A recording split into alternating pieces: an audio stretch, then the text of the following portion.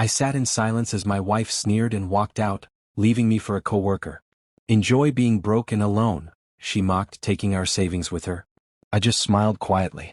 5 months later, my phone was bombarded with missed calls, 28 of them, after she learned about my $6 million inheritance. Here's the backstory: we had been married for 7 years. We met in college, built a life together, and I thought we were happy. I worked in IT, making a decent living while she was in marketing at a trendy startup. About a year ago, she started working late nights, citing tight project deadlines and office commitments as her excuses.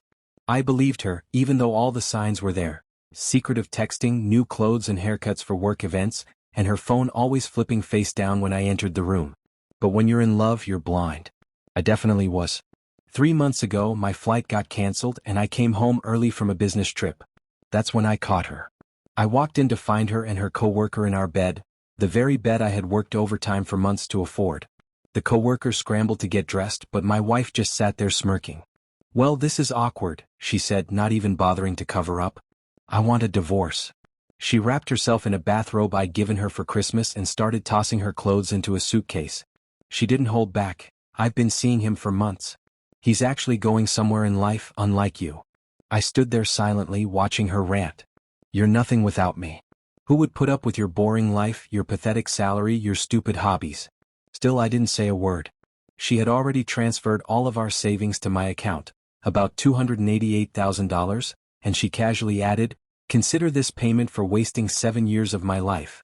With that, she grabbed her things and, turning back to throw one last jab, said, "Enjoy being broke and alone," before leaving with a laugh.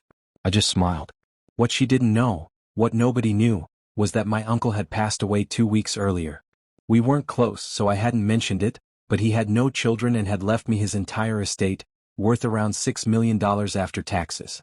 The attorney had contacted me just the day before my flight was canceled, informing me of the inheritance.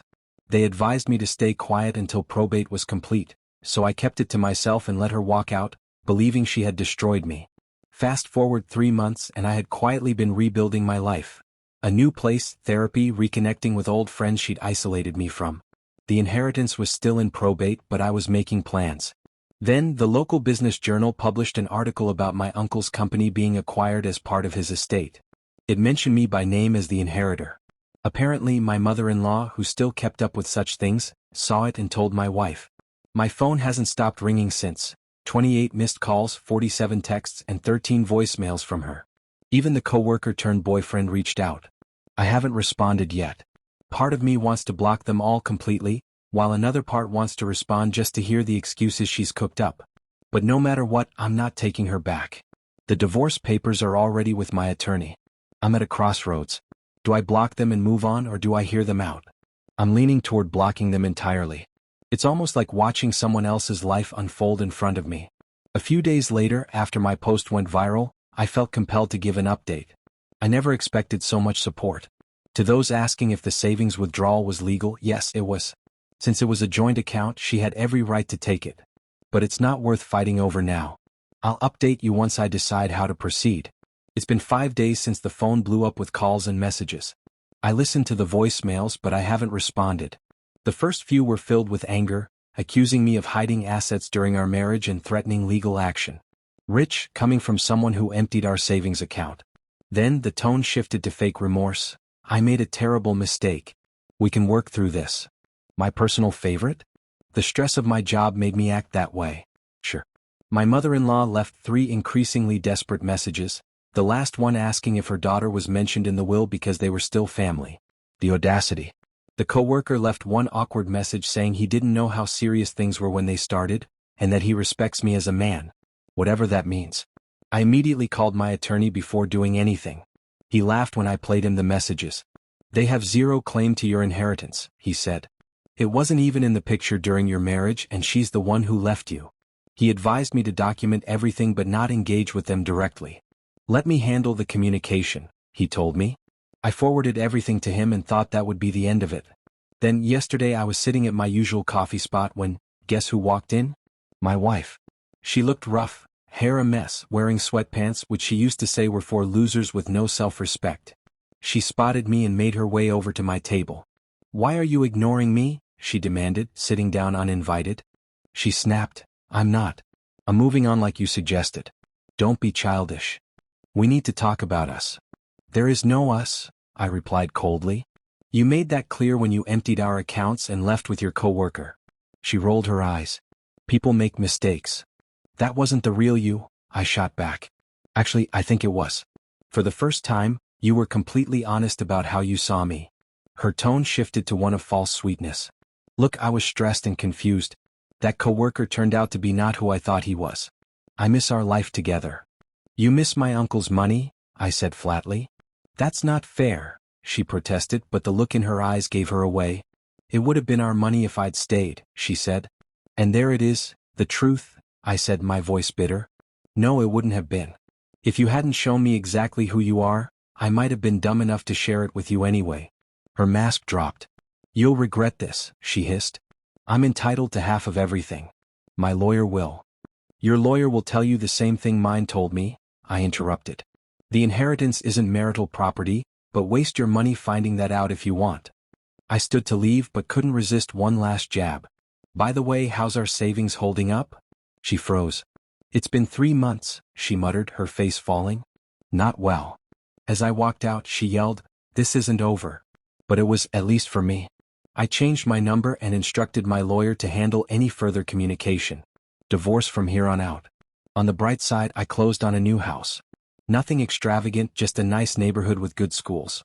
I also reconnected with an old friend from before the marriage. Just friends for now, but it feels good to remember what real connection is like. I'll update if anything major happens, but honestly, I'm hoping this is the last of the drama. Someone asked about the savings. It was $28,000 from our joint account, plus another $4,000 from checking, which I hadn't mentioned. Seems like a bargain now to see someone's true colors. Fast forward 2 months and this is probably my final update on all this. The chapter is finally closed. After I changed my number, my wife went completely off the rails. Somehow, she tracked down my new address, probably through mutual friends, and showed up with flowers and a handwritten letter about how she made the biggest mistake of her life and would do anything to make it right. I didn't even answer the door. I just watched on the security camera as she knocked and called my name for 20 minutes. Then she left everything on the porch. I tossed it all out without reading past the first line. She started harassing my friends and family next. My phone was off limits, so everyone else became fair game. She even called my mother, crying about how I was punishing her for one mistake and refusing to discuss our future. My mom's response was perfect. The mistake wasn't sleeping with someone else. The mistake was showing him exactly who you are. I raised my son to believe people when they show their true selves. My mom won. Wife, 0. Then she filed papers contesting the divorce terms, claiming she supported me emotionally during my uncle's illness. An uncle she'd met only twice. She believed she deserved part of the inheritance. My lawyer said it was complete nonsense and would get thrown out, but we still had to attend a hearing. More delays and legal fees. Then came the real twist. Her coworker reached out to my lawyer asking to meet. I agreed to meet him at a public restaurant. I need to tell you some things that might help your case, he said, looking genuinely uncomfortable. It turned out that my wife had been planning her exit for nearly a year. She told him I was abusive, controlled all our money, and stopped her career advancement, all lies. At first, he thought he was rescuing her, but then he started noticing inconsistencies in her stories. After living with her for a few months, he saw the real her.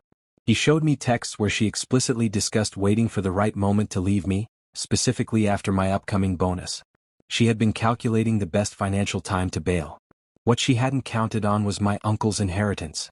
When she saw that article, she lost it.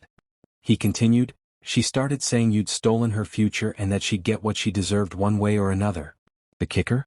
She'd been recording our conversations, trying to get me to say something she could use against me. She even wanted me to pretend I felt guilty and get me to admit I had been thinking about divorce before she left. He explained, I thought I was helping her, but now I see it. She's trying to ruin your life and I helped her start it. I can't fix that, but I can help stop it. He provided a sworn statement detailing everything, including her plans to falsely claim abuse to get at the inheritance. His texts with her became part of the evidence. 2 days before our scheduled hearing, her lawyer contacted mine, asking for a settlement. After seeing the evidence, especially the coworker's statement, they realized they had zero case. The settlement was brief and anticlimactic. My wife barely made eye contact as her lawyer proposed we each keep what we had and move on. No claims to the inheritance, no further financial ties. My lawyer countered by requesting a written acknowledgement that she had taken the $32,000 from our joint savings as her settlement portion, plus a non-disparagement agreement. Her lawyer quickly agreed. The only time she spoke directly to me was when signing the final papers. "None of this would have happened if you'd just told me about your uncle," she said quietly. "If I had," I replied, "would you still have cheated or just pretended to love me longer?" She had no answer. As we walked to our cars, she tried one last time. "I really did love you, in the beginning." "I know. I really did love you too. The difference is I met my vows." 7 years of marriage dissolved in 45 minutes and a few signatures. No dramatic meltdown or cinematic justice. Just her facing the natural consequences of her choices. Last I heard, through unavoidable mutual friends, she and her coworker officially broke up. She moved back in with her parents. Her social media went quiet, no more luxury lifestyle posts. Her startup had layoffs and she was the first to go. Her mother still asks friends how I'm doing, obviously fishing for financial information. As for me, life is actually pretty good now. I adopted a 4-year-old shepherd mix named Max who had been overlooked at the shelter because he wasn't a puppy. We're great for each other. I started a foundation in my uncle's name, which has already provided scholarships to 15 first-generation college students. I review the applications and it feels meaningful. I reconnected with old friends and made new ones. I travel to places I always wanted to see but never made time for during my marriage. I'm dating again, though nothing serious yet. But I'm not afraid to put myself out there. This whole mess taught me to trust my instincts and value integrity above all else. The inheritance is properly invested and I live comfortably but not extravagantly. Most people in my daily life don't know anything about my finances, and I prefer it that way.